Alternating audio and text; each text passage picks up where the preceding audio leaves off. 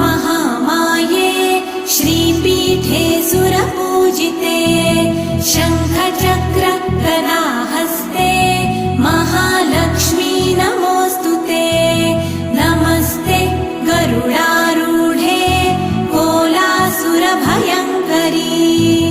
सर्वपाप हरे देवी महालक्ष्मी नमोऽस्तुते महादेव्यै च विद्महे विष्णुपत्न्यै च धीमहि तन्नो लक्ष्मी प्रचोदयात्।